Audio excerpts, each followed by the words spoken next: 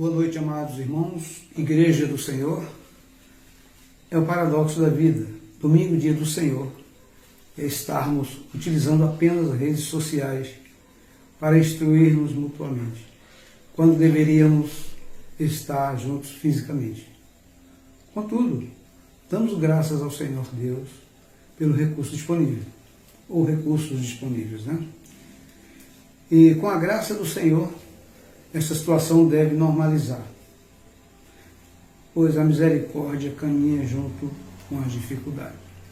Bom, nessa noite eu convido a todos a abrir a palavra do Senhor Deus no Evangelho de João, capítulo 17. Evangelho de João, capítulo 17, onde está escrita a oração sacerdotal de Jesus. Vamos ler do verso 1 ao 3. Assim está escrito: Tendo Jesus falado estas coisas, levantou os olhos ao céu e disse: Pai, é chegada a hora. Glorifica teu Filho, para que o Filho te glorifique a ti. Assim como lhe conferiste autoridade sobre toda a carne, a fim de que ele conceda a vida eterna a todos os que lhe deste. E a vida eterna é esta: que te conheçam a ti, o único Deus verdadeiro, e a Jesus Cristo, a quem enviaste. Vamos orar ao Senhor Deus. Pai bendito, obrigado por tua palavra maravilhosa. Ó Deus, que revela tudo que da tua parte queres que tenhamos ciência. Por essa palavra, o mundo foi criado.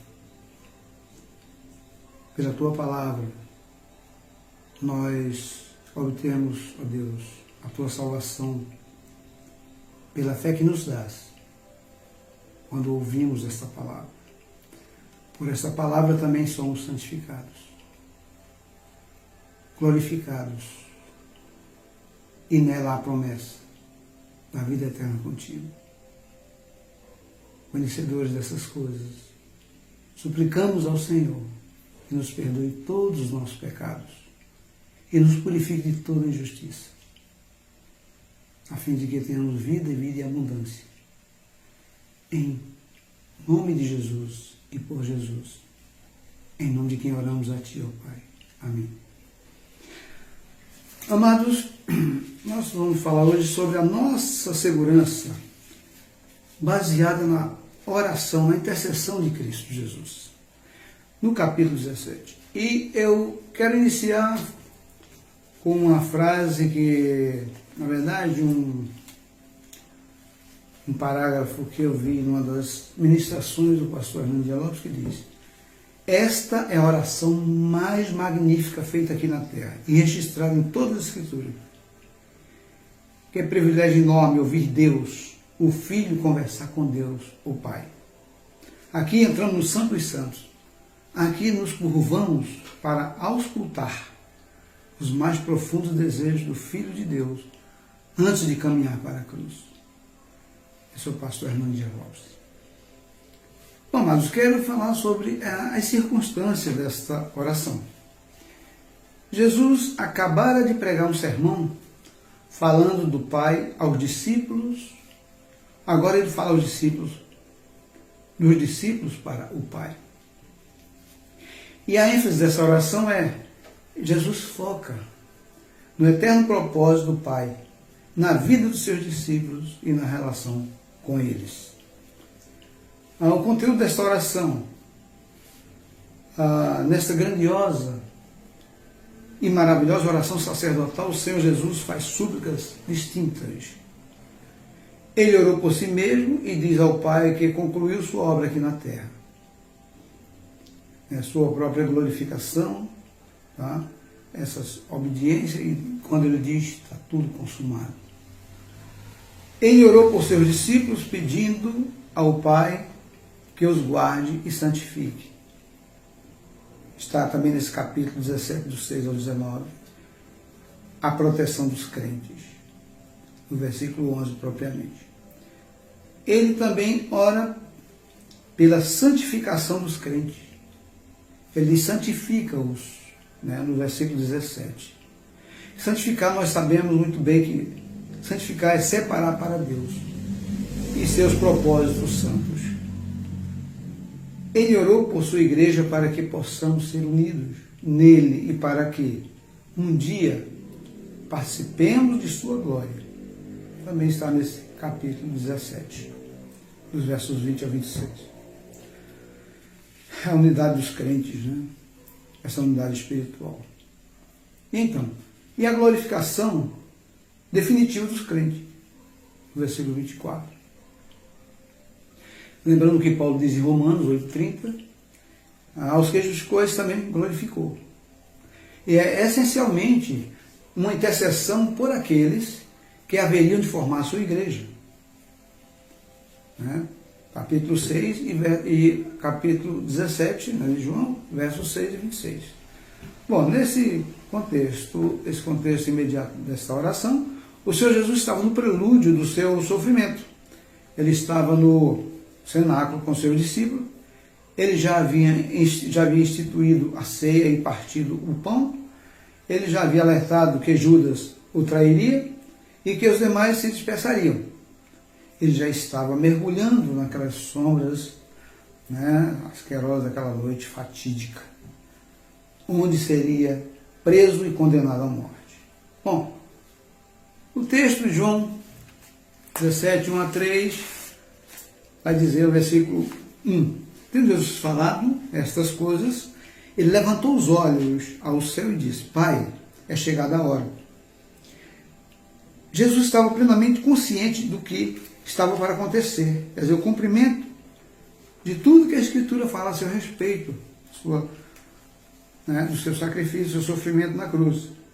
E ele diz, ele lembra muito bem isso em Lucas, no capítulo 24, 44, quando ele fala para os seus discípulos, lembrando as Escrituras, eu não sabia o que deveria acontecer ao Filho do Homem, ao Filho de Deus, o que diz Moisés, os profetas e os salmos. Na verdade, quando se refere a Moisés, também lembramos do Pentateuco ali, em Gênesis 3,15. Já falava desse Cristo que viria, todos os profetas e os salmos. Né?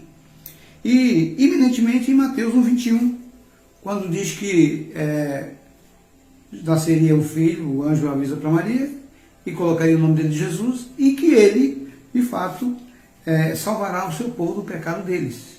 É Mateus 1,21.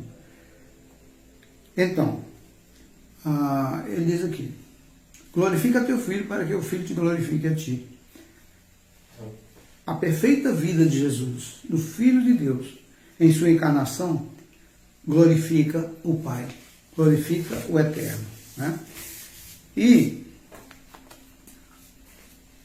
no versículo 2 ele diz, assim como conferiste autoridade, lhe conferiste autoridade sobre toda a carne. Ou seja, Deus concedeu ao Filho a autoridade sobre toda a carne, a fim de que ele conceda a vida eterna a todos que lhe deste. É essa ênfase que eu quero dar aqui no versículo 2, a todos que lhe deste. Né? João 44, nós podemos ver isso, a vida eterna a todos que lhe deste. João 6, 44, né? Ele vai falar sobre isso aí. E ele diz aqui, nessa expressão nós podemos ver a ênfase à escolha soberana de Deus. Usada outras vezes no versículo 2, a gente pode ver o versículo 2, veja aí, verifique direitinho. A fim de que conceda a vida eterna a todos que lhe deste. Né? Aí o versículo 6, manifestei o teu nome aos homens que me deste do mundo. Aí vamos até o versículo 8, porque eles têm transmitido as palavras que me deste a eles, e eles, a verdade, as receberam verdadeiramente, conheceram que eu saí de ti e creram que tu me enviaste. Né? Versículo 8. O versículo 9, também uma referência a esses que o Pai deu ao Filho, ele diz no versículo 9, diz assim, é por eles que eu rogo, não rogo pelo mundo, mas por aquele que me deste. E no versículo 11 também vai dizer, já não estou no mundo, mas eles continuam no mundo, ao passo que eu vou para onde de ti. Pai Santo, guarda em teu nome, que me deste. E então, no versículo 12 ele diz, quando eu estava com eles, guardavam o teu nome, que me deste. Né? E do verso 24 também vai falar desse mesmo tópico. Ele diz aqui, né? Pai, a minha vontade é que onde eu estou esteja também comigo os que me deste. Reiteradas vezes o Senhor Jesus se refere a esses que o Pai lhe deu. E então, em João 6,44, mas o Senhor Jesus ensina que ninguém pode responder positivamente à sua advertência ou ao seu convite sem a atuação do Pai em guiar o indivíduo a Jesus. Quer dizer, o coração inteiramente duro não aceitará o convite de Deus, a menos que uma obra especial de Deus aconteça. Né? E então João 10,29 diz, aquilo que meu Pai me deu é maior do que tudo, e da mão do Pai ninguém pode arrebatar. Como me referi a João 6,44, ele diz aqui, ninguém pode vir a mim se o Pai que me enviou não o trouxer, eu ressuscitarei no último dia. Sabemos que o homem por si só não vai a Deus, é preciso Deus ir buscá-lo. Conforme o Salmo 14,2, também em Romanos 3,10 vai dizer que está escrito, não há justo nem sequer. No versículo de Romanos 3,11 vai dizer que não há quem entenda, não há quem busque a Deus. Se o seu Deus não buscar, ele não virá. Então nós podemos observar que é Deus que deu ao Filho, e o Filho morreu, derramou seu sangue comprando, né, tirando do mundo de pecado, e entregando para Deus. Então o Pai dá ao Filho, o Filho compra para o Pai e, consequentemente, para viver a vida eterna, né, nessa união maravilhosa. Muito bem. A 17,3, esse 17,3 aqui de João, ele vai definir, né, que o próprio Jesus fez da salvação, especialmente o que está explícito, né? Ele diz assim, enviaste, no versículo 3, a vida eterna é essa, que conheçam a ti, o único Deus verdadeiro, e a Jesus a quem enviaste. Quem enviaste para ser o quê? O Salvador do mundo, conforme João 3,16, para que o mundo fosse salvo por ele. E também, 1 João 4,14 vai dizer, e nós temos visto e testemunhamos que o Pai enviou seu Filho como Salvador do mundo. Primeira carta de João 4,14. Quer dizer, o que está implícito aqui é que ele concedeu a vida eterna a todos que o Pai lhe deu. E a vida eterna é essa que ele define, é conhecer a Deus e conhecer a Jesus, a quem enviou para salvá-los, né? Salvar eles do pecado dele. Muito bem. A vida eterna consiste nisso, essa comunhão com Deus, que nos criou para Ele mesmo, de modo que nossas almas não descansem até que descansem nele. Então, amados, Agostinho diz que esse conhecimento de Deus, como em outras partes das Escrituras falam do conhecimento de Deus, não é apenas uma percepção intelectual das coisas, mas ela envolve um compromisso, envolve uma afeição profunda, né? Respeito, obediência, e como fonte de vida eterna junto com o Pai. Cristo afirma aqui a sua própria divindade. A aplicação desse texto para nós é que a unidade dos crentes, no versículo 21 e 23, vai dizer, a fim de que todos sejam um. Todos os crentes pertencem ao corpo único de Cristo.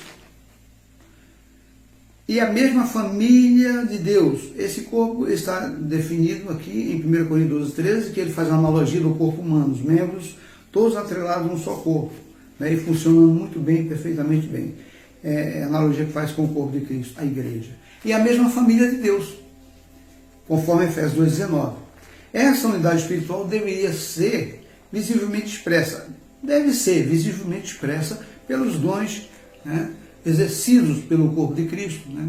O exercício dos dons espirituais na vida da igreja também deve ser evidenciado pela oração, pela leitura bíblica, pela exortação, pela vida de obediência e pelo testemunho, conforme 2 Coríntios 1:11, e também pelo congregado, Hebreus 10:25, congregar, porque é ordem divina congregar. Desde o Antigo Testamento que o povo de Deus vive congregado, em tendas, ora em templo, e agora, no início da igreja de casa em casa, e onde perseverava unânime, né? E agora continua em templos. Por causa da pandemia, amados, nós estamos separados geograficamente. Mas essa comunhão, essa unidade, ela continua, né? Porque nada pode nos separar do amor de Deus que está em Cristo Jesus. Nada, nada, nada. Nós sabemos. E consideremos as orientações pastorais que nesses dias têm nos orientado, que estejamos em família, reunidos, perseverando unânimes, na palavra de Deus, com a família. E eu quero finalizar com o versículo aqui que diz, aqui no capítulo 16, né? Aí 16, então 17, 16, 33. Eu quero lembrar que Paulo também fala em 1 Tessalonicenses, portanto, consolai-vos uns aos outros com estas palavras. 1 Tessalonicenses 4, 18. Paulo fala aos irmãos, consolai-vos com essa palavra de Deus. Né? E aqui no capítulo 16 de João, versículo 33, o Senhor Jesus, de forma tremenda, ele nos conforta dizendo, eu quero que os irmãos leiam aí na sua casa. Estas coisas vos tenho dito para que tenhais paz em mim. No mundo passais por aflições, mas tende bom ânimo. Eu venci o mundo. Então o Senhor Jesus venceu tudo. Venceu o coronavírus já. Ele falou que está tudo consumado, tudo vencido, até a morte. Então não temamos, amados irmãos. Estejamos firmes e inabaláveis, né? Nessa caminhada. Tá bom? E que o Senhor Deus os abençoe grande e ricamente. Uma boa semana a todos. Amém.